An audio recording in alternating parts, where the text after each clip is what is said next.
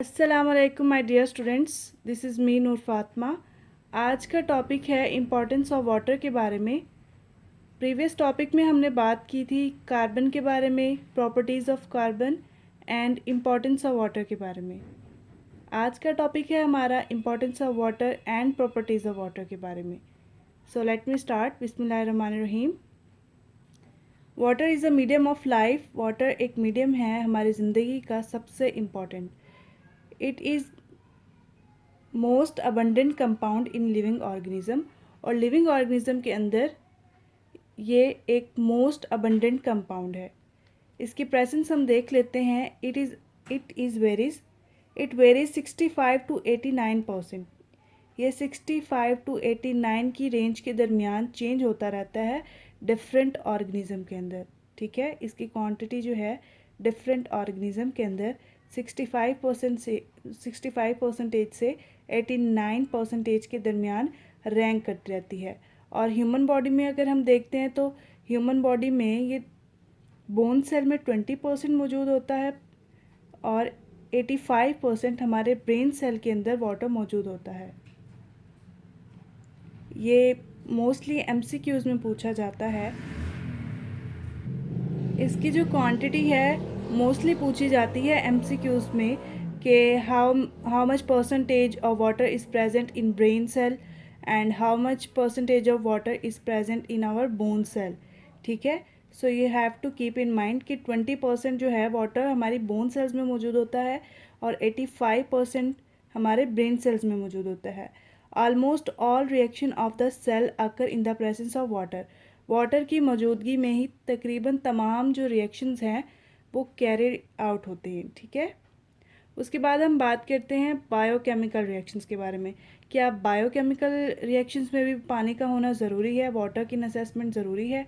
Biochemical reactions के अंदर ये हाइड्रोलिसिस जब हम करते हैं माइक्रो मालिक्यूल्स की, जब हम मैक्रो मालिक्यूल्स में से पानी को रिमूव करते हैं, removal of water is called as the hydrolysis. जब हम हाइड्रोलिसिस का प्रोसेस करते हैं मैक्रो मालिक्यूल्स में, तो वहाँ पर हमें वाटर की रिक्वायरमेंट होती है। सो उसके बाद हम बात करते हैं रॉ मटेरियल के तौर पे। ठीक है, रॉ मटेरियल कहाँ पर?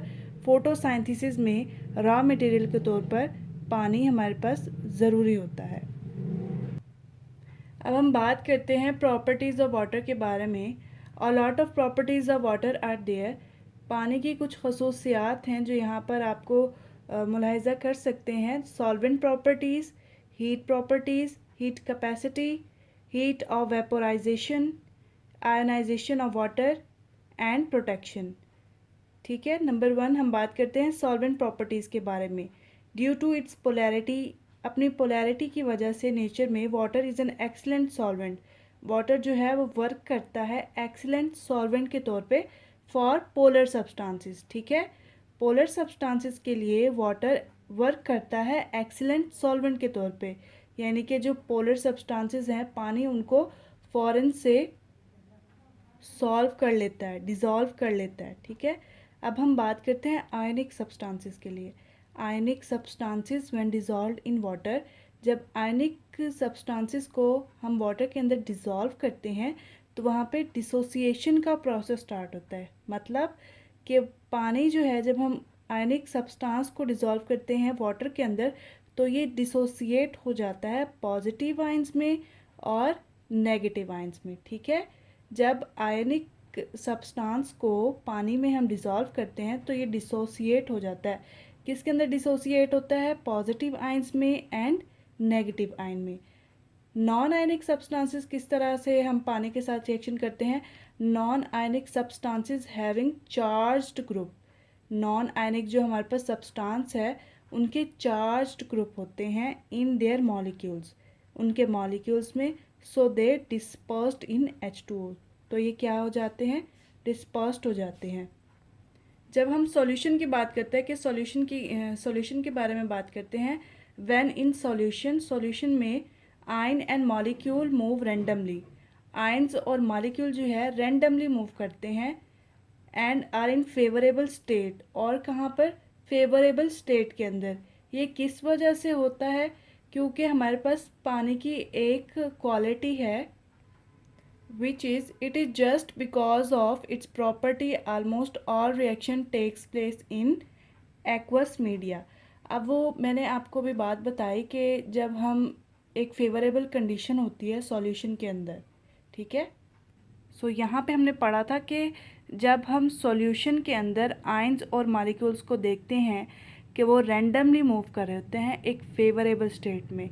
वो क्यों होता है? क्योंकि पानी की ख़ास जो है क्वालिटी है वो ये कि जो एक्वस मीडिया के अंदर पानी के ज़्यादातर रिएक्शंस होते हैं, ठीक है। अब हम बात करते हैं हीट कैपेसिटी के बारे में। Heat capacity of water. Heat capacity of water is the number of calories. Heat capacity of water क्या है? Number of calories required to raise the temperature of 1 gram of water from 15 Celsius to 16 Celsius is 1 degree, ठीक है। Heat capacity एक ऐसी जो quality है पानी की, वो ये कि हीट कैपेसिटी के अंदर heat capacity of water is the number of calories required to raise the temperature of 1 gram of water from 15 to 16 Celsius. 1 gram water को जब हम 15 से 16 ग्राम के टेम्परेचर के अंदर रेज करते हैं तो वहाँ पे हमारे नंबर ऑफ़ कैलोरीज कितनी लगती है? इज़ 1, ठीक है। This is because of much energy is used. क्यों होता है ये? क्योंकि हमारे पास जो मच एनर्जी जो है वो यूज़ होती है टू ब्रेक हाइड्रोजन बॉन्ड।